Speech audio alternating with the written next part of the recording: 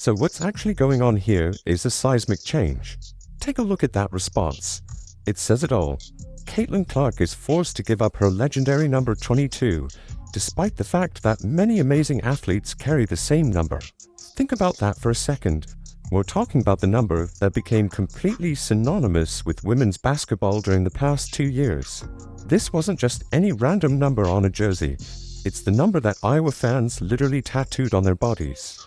The amount that completely shattered merchandise records across the entire WNBA.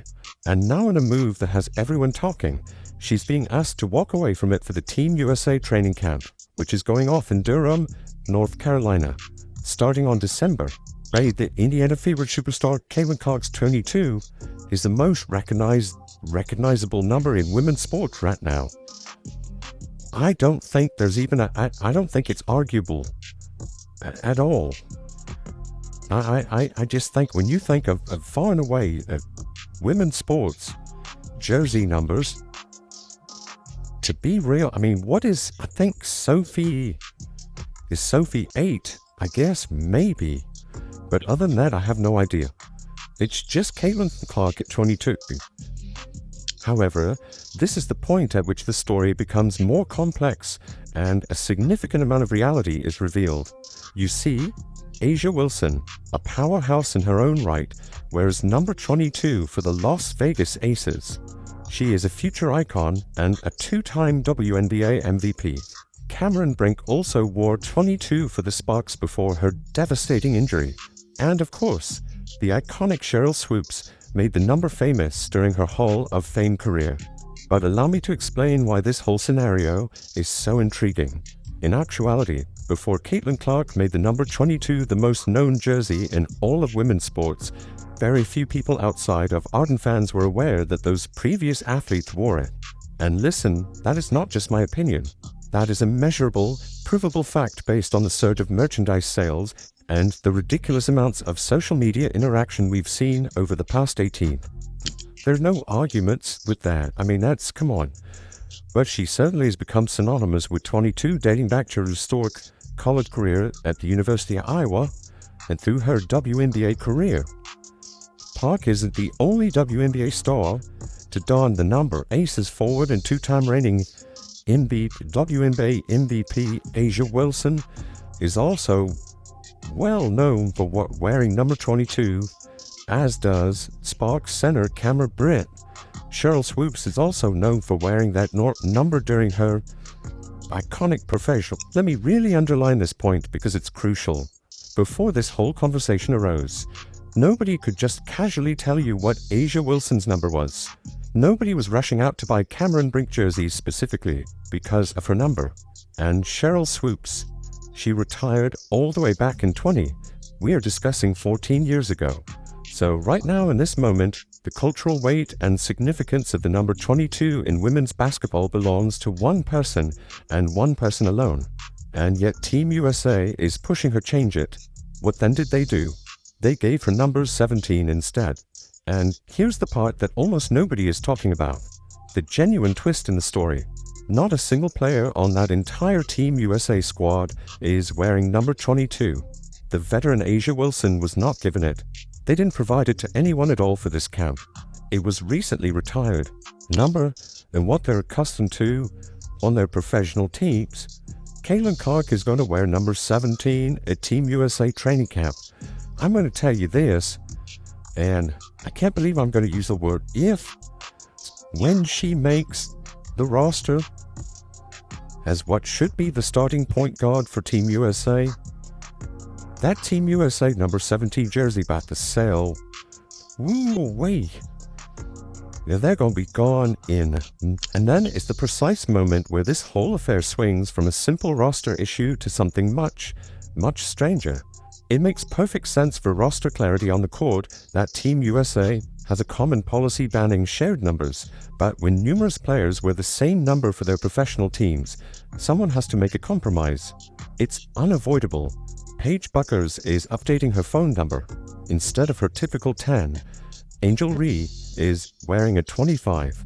Aaliyah Boston is switching to number 30. But consider this. There was only one number that was entirely removed from the board.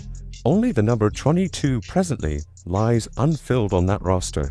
And that one choice says it all about how USA Basketball is attempting to handle the extremely complicated issues around Caitlin Clark's unquestionable dominance. Just let me see if there's a load in. And come up, I don't know how big it's going to be. Number, okay, number right there. Number 17. So who is actually getting 22? Nope. This is a political masterclass, so consider the optics. Giving Asia Wilson, the renowned two-time MVP, number 22 seemed to be a clear statement about the team's hierarchy. It sends a message that Wilson's incredible accomplishments have earned her the right to keep her number while the rookie has to adjust and fall in line. Honestly, that would have been the safest political move they could have made.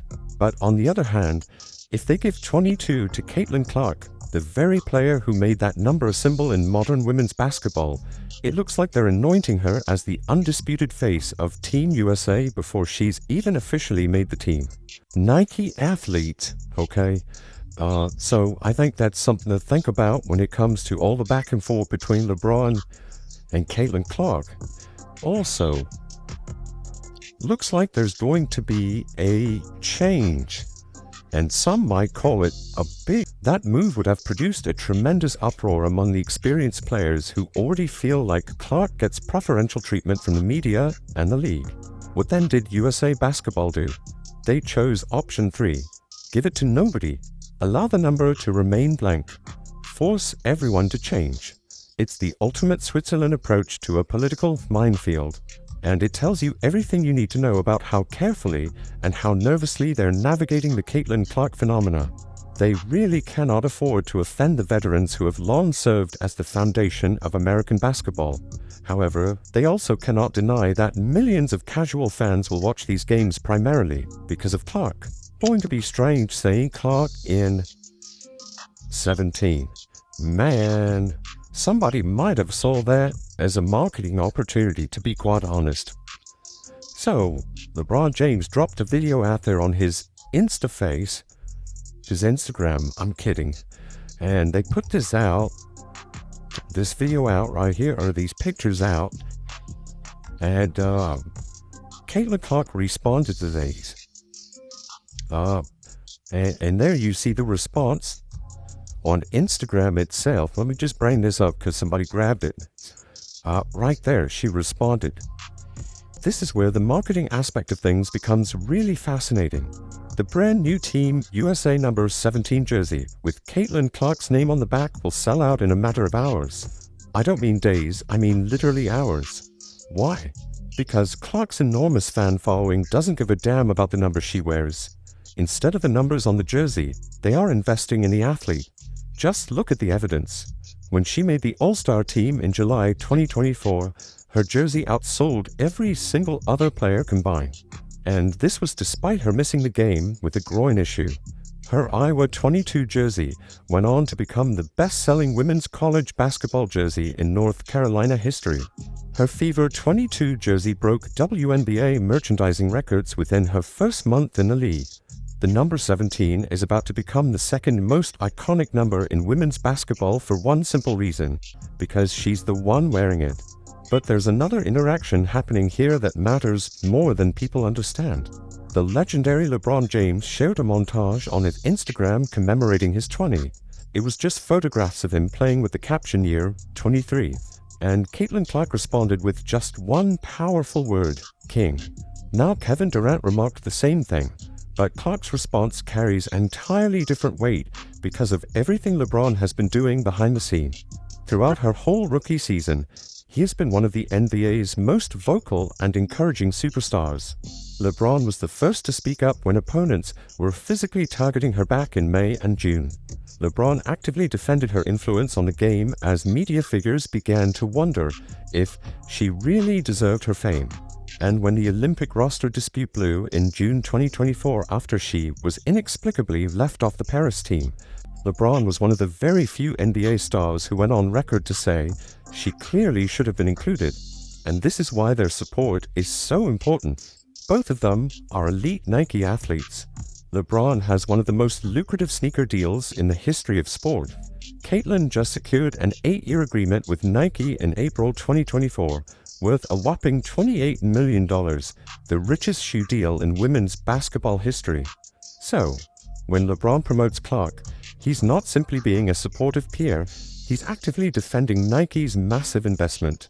He's ensuring that the next generation of basketball enthusiasts stays firmly within the Nike ecosystem. Because if Clark succeeds, if she becomes the unchallenged face of women's basketball for the next decade, Nike wins big, and LeBron's legacy will include helping establish that connection. But there's something more occurring here. LeBron is 40 years old. Due to injury, he has missed several games this season. The Lakers are struggling. Everyone in the sports world is aware that this is probably going to be his last season before he either retires or accepts the reputed $200 million offer to play 2 seasons in Saudi Arabia. Therefore, it feels like a true passing of the torch moment when he tweets LeBron 23 and Caitlin replies King. This generation's largest star is publicly recognizing the next generation's biggest star, and it matters a great deal because of who isn't doing it. NBA players have gone above and above to show their support for Caitlin Clark. Steph Curry admired her range. Her deep shooting was compared to his own by Damian Lillard. She was protected from physical play by Draymond Green. And Jason Tatum called her must-watch TV. The list just goes on and on. However, do you know who has been noticeably silent? A significant chunk of WNBA veteran. The very players who should be celebrating her impact on their league. The players whose earnings are directly increasing because of the wave of attention she's generating. The players who are finally getting more media coverage because she is making the WNBA relevant to mainstream sports fans. Rather, we received remarks on the negative side. We experienced unrelenting physical abuse that was far more severe than typical rough basketball. We received the passive-aggressive social media posts that contrasted media fabrication with actual hoopers. We even got veterans questioning if she deserved Rookie of the Year despite having one of the most historic statistical seasons ever. And that terrible split highlights a very unsettling aspect of the WNBA's reaction to its biggest star. Think about what happened at the All-Star game in July. Despite being hurt and unable to play, Caitlin's jersey sold more than everyone else's. Fans showed up sporting her number. The broadcast highlighted her name constantly, and you could really feel the frustration from some veterans who felt like they were being overshadowed by someone who wasn't even on the court. Caitlin is not to blame for it. Even if she didn't request that extraordinary amount of attention, it nevertheless caused anger.